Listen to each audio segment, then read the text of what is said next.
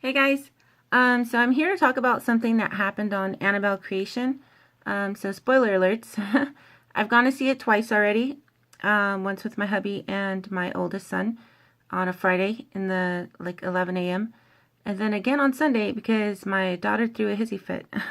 She's 13 and my little horror mini me, and she was pretty pissed off I went without her. So I took her and my younger son on Sunday. I did enjoy it. There was some kind of cringy moments for me, which was, spoiler alert again, the Scarecrow. I did not like the Scarecrow. I thought it was super generic. I was pretty irritated by it. But if you are a horror movie fan and you take apart movies piece by piece, you're just not going to enjoy it. So I let it go.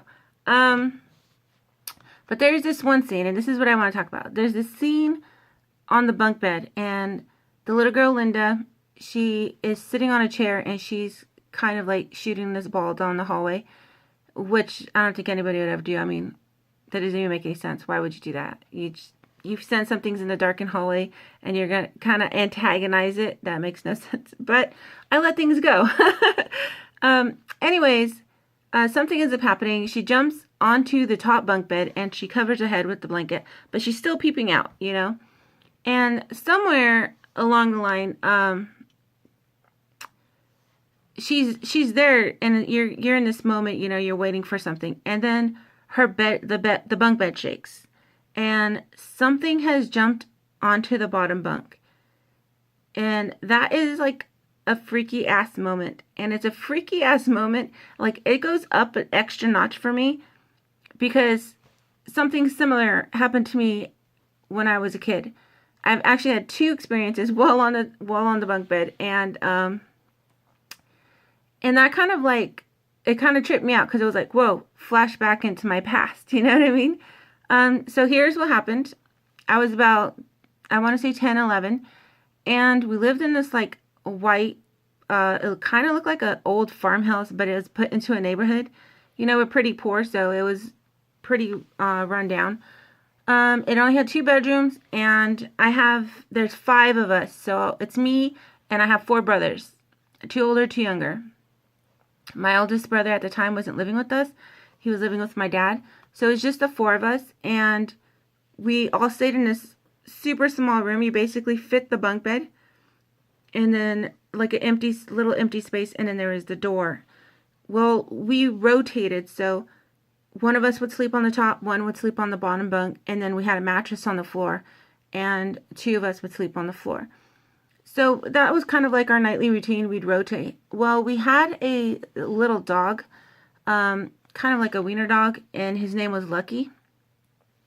And he would come into the room all the time and jump onto the bottom bunk and curl up next to your feet, or come up to you, lick your face, curl up next to you. And I mean, he was a pretty cool dog, you know? Well, one night, I was asleep and I felt the bed shake. Just like the scene in Annabelle, like you just feel the bed shake, you know? And so, half asleep, I'm like patting my leg and I'm like, come on, Lucky, come on.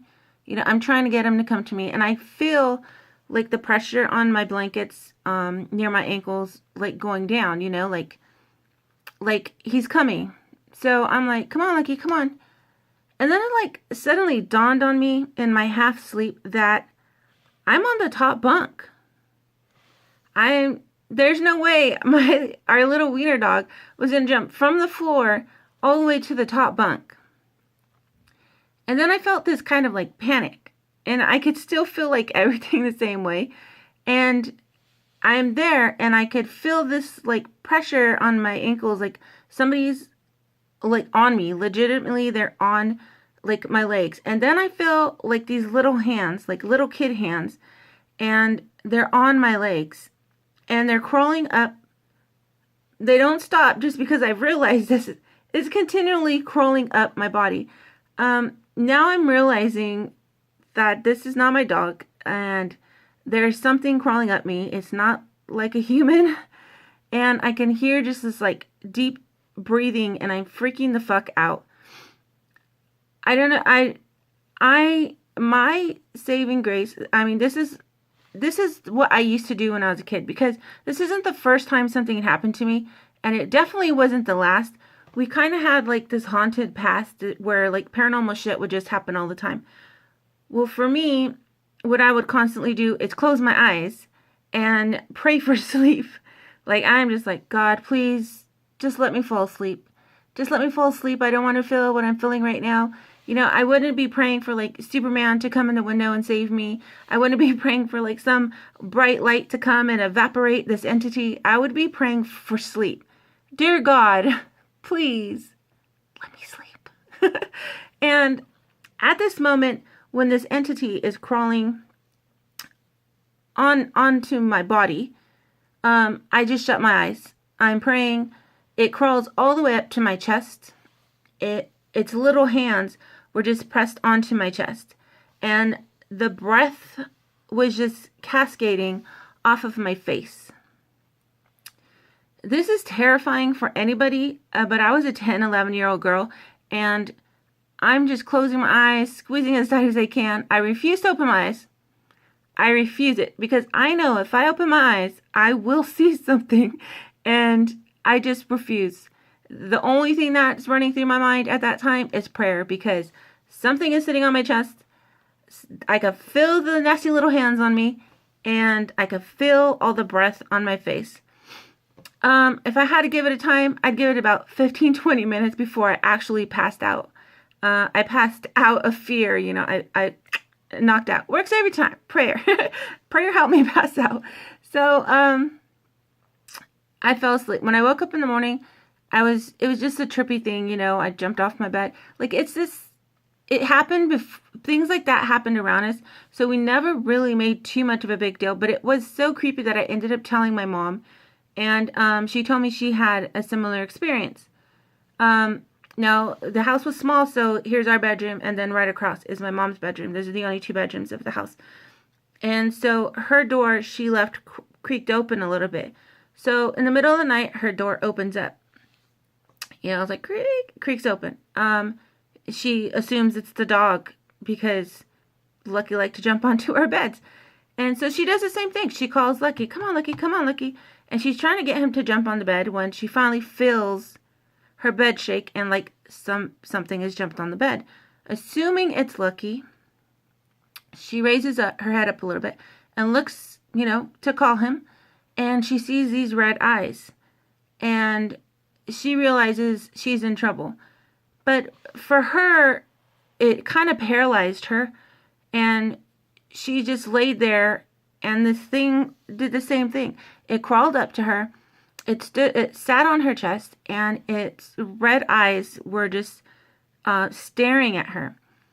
Well, because I don't know if it was because she was making eye contact or what. I'm sure she was praying at the time, but she was in a paralyzed state. This thing went around her neck, and it was choking her. So for her, she had a more terrifying experience than I did. It was choking her until, you know, I don't know if it was prayer or what that finally knocked this thing off of her, but her boyfriend was sleeping right next to her. He didn't see or hear a thing, but she woke up panicking, and that's what woke him up. But when she was telling me, I just thought it was just so freaky. So when I saw the Annabelle scene in Annabelle Creation, when I saw that bed shake, when I saw that bunk bed just, and you knew something jumped onto that bottom bunk, I was like, fear factor, take that shit up a notch, because I just went into a major flashback mode. So that's something for you guys to get to know me. And I hope you found it interesting, an interesting little fact about me. And yeah, as far as Annabelle goes, I definitely don't think you'd be wasting your money if you went to see it. I think it's a good movie, good enough scares in there for you. And I know as horror fans, it's hard to get scared, you know, and don't expect to be like frightened, you know. Just go in and enjoy the movie, and don't worry about picking it apart into like a bajillion little pieces. There's gonna be parts that irk the crap out of you. There's gonna be parts that you just can't stand. But if you just sit there and enjoy the movie and let those things just kind of roll over, I think this movie is a good experience. It's fun. It's got, of course, it's jump scares, and it's legitimate scares. And yeah, I don't think you guys be wasting your money. So go out, have fun. All right, guys. Bye.